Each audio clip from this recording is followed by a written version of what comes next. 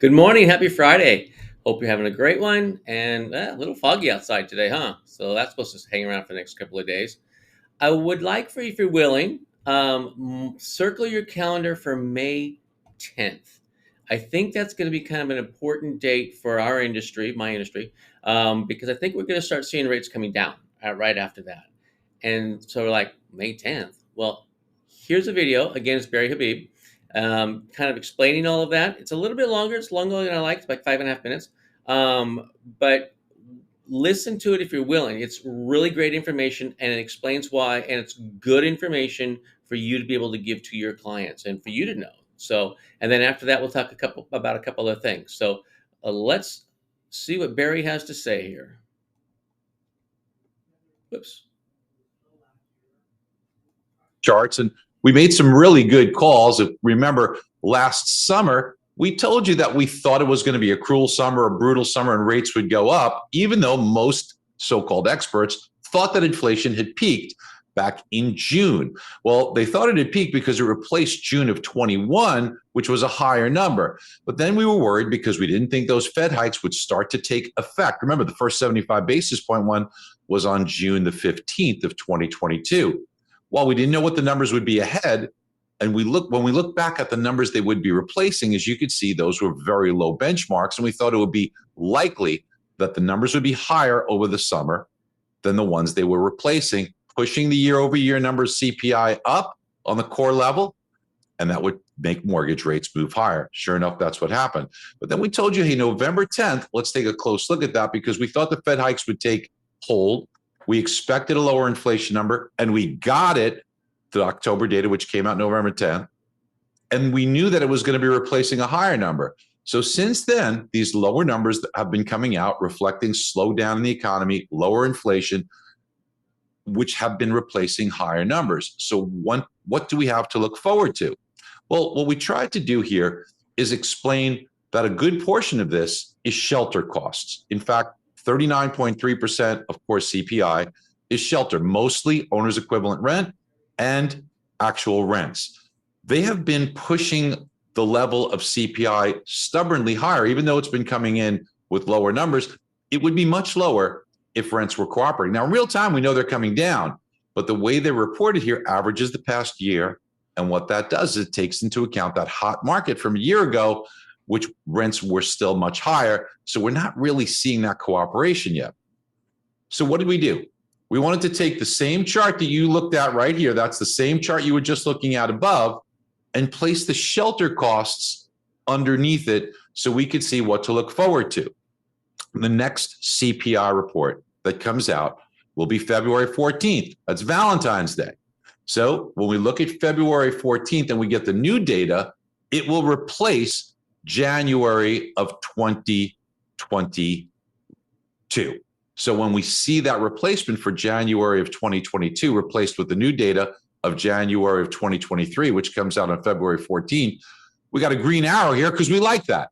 We like it because this was a very high number in January, likely replaced by a low number, and that will help us. But the problem is going to be, look at the replacement for what we had in shelter costs. These are shelter costs on the bottom, and shelter was very low in January. So look, might we make some progress? Yes, but it will be kind of stubbornly higher on the shelter side because we're going to probably not make much headway. In fact, we could get a little bit of a problem from shelter. Now, when we look ahead down the calendar, when we replace the February data, that happens March 14th. Well, good news here, replacing a high number from February of 2022, and also a high number on shelter of February 2022. We like the results there. As we move ahead to March, we get into the April 12th release of that reading for March. Problem with the overall CPI number on the core is that it was a low read. So we probably won't make much headway in April. And even though the shelter component would be good for us, we probably won't make too much headway. Now, we think that we'll make a little headway, but where it really gets good in March, look at both greens here. We start to go on a stretch where the numbers replacement and shelter are all high, The shelter costs will be coming down low. And as we've used the illustration before, we'll be on the back end of the roller coaster where inflation readings will all start coming down. And then look at what we will be replacing here: 6/10, 6/10, 7/10. We're going to go on a stretch in the spring months and into early summer where it should be the reverse of what we had last year. When we said it was going to be a brutal summer, this is going to be a great spring for us. So I will wait for you May 10th. We'll make a little progress there, but then this will start to get really good here, team.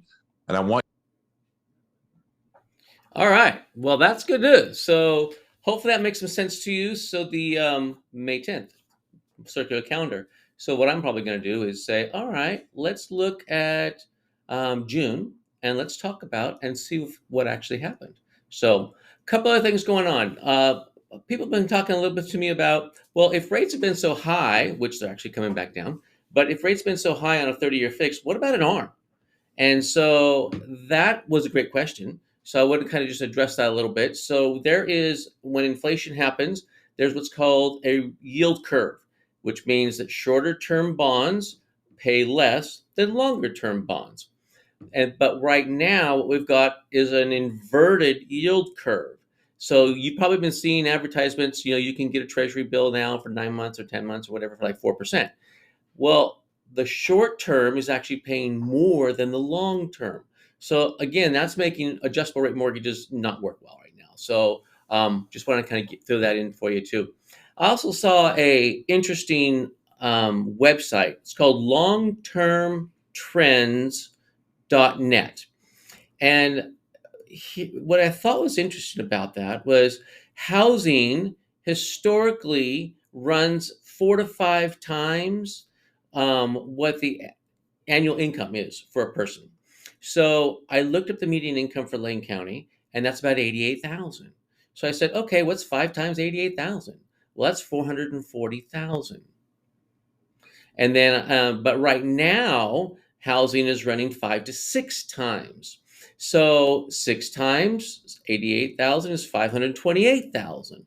So kind of an interesting thing there. So it wouldn't surprise us to either see the market softening a bit as incomes come up, they'll catch up. One or the other will happen, or some combination of both.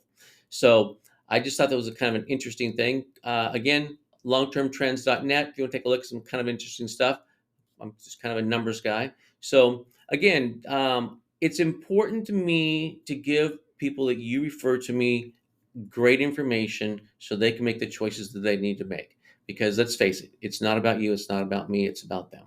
So let's see how many families we can get help this year. If you got any questions, please give me a call, 541-735-9857.